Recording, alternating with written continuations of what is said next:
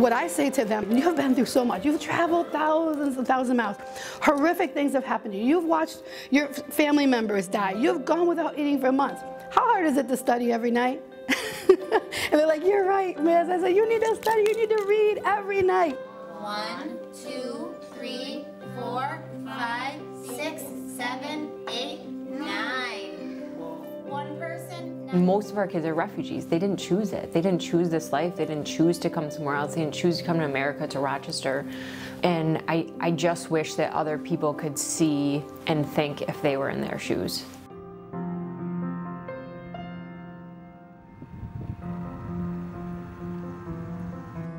I'm looking forward to be either like a police officer or a pharmacist. I believe these things gotta give a lot of help to people, so I'll go with them. Hussein's kind of a one of a kind kid. At the prom last year, he was the first one on the dance floor. He is very accepting of other cultures. When he was here, he encouraged his peers to be proud of their own culture, even if it wasn't the same as his. We left because of the terrorism. We left because we don't want to get killed. There's a reason why we came here.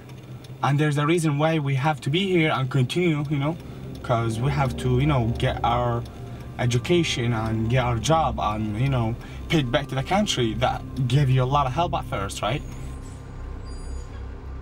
There's traumatic experiences that are just re-triggered for a lot of our kids. You know, all of a sudden they're back in their camp where it's being raided, or they're back in their house where, you know, where they're being kicked out and their houses are being set on fire.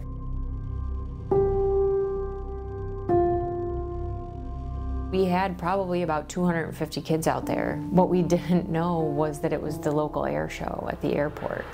And our students are all out there, and all of a sudden 3 jets just flew really low over the field, and like most of our kids like just dropped to the ground. And they covered their heads.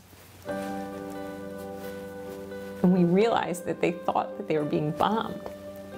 And for us, that it hadn't happened before. That's way outside of my realm of experience.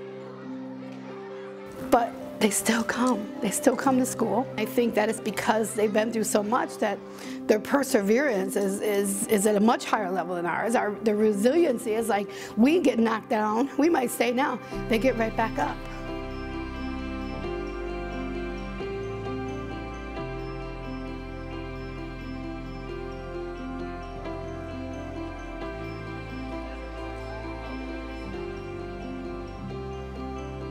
And we talk about how the United Nations believe in peace around the world, and they do that kind of work, that real hard work of bringing peace.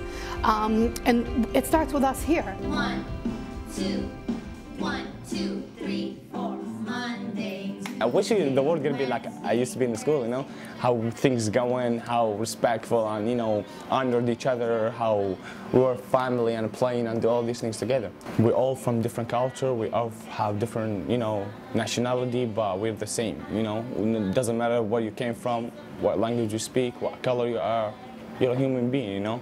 You gotta show respect and be respectful for whoever you are, and you gotta respect others.